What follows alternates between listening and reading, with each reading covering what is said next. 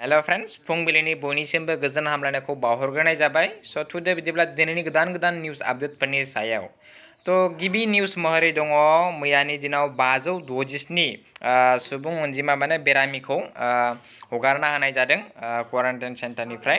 स' जौखोन्दो हिसाबै दङ हामफिननायनि जौखोन्दोआ जादों 69.57 दा टटेल दङ आसामाव 6,919 सुबुं आरो हगारना होनाय जादों 4,814 आरो एक्टिभ दङ 2,092 आरो थैदों 10 जन आरो माइग्रेसा दं 3 स' बेनि उनाव दं जोंहा काजिरङा नेशनेल पार्कआवबो दैबानाजों लोमसावदों जायनि जाहोनाव पार्कआव थानाय गान्दाफोरा ओंखारबोनानै नेशनेल हाइवे 37 राजा लामायाव नुजाहैयो स' बेनि उनाव दं जोंहा माने चाइनाया गावसोरनि रौनियाफोरखौ दासिमबो सीमा खाथिनिफ्राय लांफिनाखै जायनि थाखाय भारतआबो एयार डिफेन्स सिस्टेमखौ सीमा खाथियाव लाना थाङो जाहाथे चाइनानि एयार फोर्स डिफेन्सनि गाज्रि खामानि मावोब्ला बिथांमोना रैखाथि बा सेभ होनो हायो बेनि थाखाय एयार डिफेन्स सिस्टेमखौ बिथांमोना सीमा खाथियाव लाना थाङो भारतनि रौनियाफोरा स' बेनि उनाव दङ गुमानि गाग्लोबनाय हानजाया हारियानानिफ्राय थाङै दिल्लीसिम मोनहैबाय दा बेनिफ्राय बारग'नो थाखाय दल बमा आरो डिजे बायदि आगजुखौ दामनो थिनदों स' बेनि उनाव दङ मैया सिलचर क्वारन्टाइन सेन्टाराव सासे 25 बोसोर बैसोनि सासे सुबुङा से थाला बिल्डिंनिफ्राय बारजुमनानै गावखौनो जिउ फोजोबना लानो नागिरदोंमोन नाथाय लोगो बिथांखौ हस्पिटालाव लानानै थाङो आरो मोजां फिथाइ मोननो हायो बा हामफिनो आरो बिथांखौ मा जाहोननि थाखाय गावखौनो जिउ फोजोबना लानो नागिरदोंमोन होनना सोंनायाव बिथाङा बुङो दि बिथाङा क्वारन्टाइन सेन्टारनिफ्राय रिलिज बिदोंमोन नाथाय बिथांखौ रिलिज होआखैमोन जायनि थाखाय बिथाङा गावखौनो जिउ फोजोबना लानो नागिरदोंमोन होनना बुंथिनानै लायो स' बेनि उनाव दं जोंहा करणेलखौ कर'ना मुलि बुंनायनि थाखाय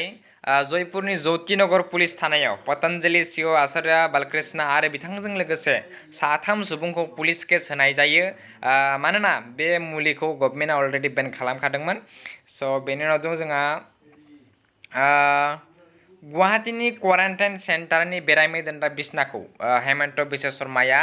250 बारायना होनाय जाबाय मानोना COVID-19नि अनजिमाया बांगासिनो स' बेनि उनाव दङ आसामनि गोबां जायगायाव दैबाना जानायखौ जों नुनो मोनबोगासिनो दङ बेनि गेजेराव गवालपारा डिस्ट्रिक्टआव मैयानि दिनाव 2 सुबुंखौ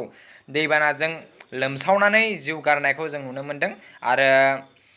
गवालपारा जिल्लानि बालिजाना माथिया गामिनिमोन 2 सुबुङाबो आरो दैबानानि जाहोनाव आसामाव थानाय गासै सुबुं अनजिमाया दासान्दि जाना दङ 16 थ' बेनि उनाव दङ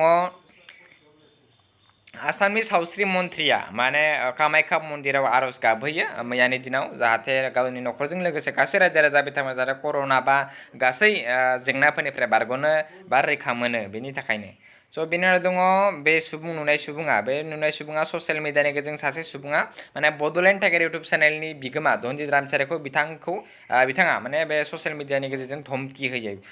बड'लेण्ड टाइगार इउटुब चेनेलनि बिगोमा धनजित रामचारिखौ बे नुनाय फट'आव नुनाय सेंग्राया बिथांखौ धमहोयो ससियेल मिडियानि गेजेरजों बे नुदों बे जाबाय दिल्लीनि बयनिख्रुइबो देरसिन क्वारन्टाइन फाहामसालि बुहुमनि बयनिख्रुइबो देरसिन बे सेन्टारा बुहुमनि बयनिख्रुइबो देरसिन COVID-19 बेरामि फाहामसालि दिल्लीयाव गायसननाय जायो बे सेन्टारखौ आरो बे दा समाव थागथियारि जाबायनो आरो बेनि मुङानो जादों Sardar Patel covid centre and hospital दा बे फाहामसालियाव 10,000 बेरामि सुबुं दोननो हानाय राहा दंनो आरो बे फाहामसालिखौ मोननै बाहागोआव राननाय जादों Covid care centre and dedicated Covid health care स' बेनि दं मैया दिनाजपुराव थानाय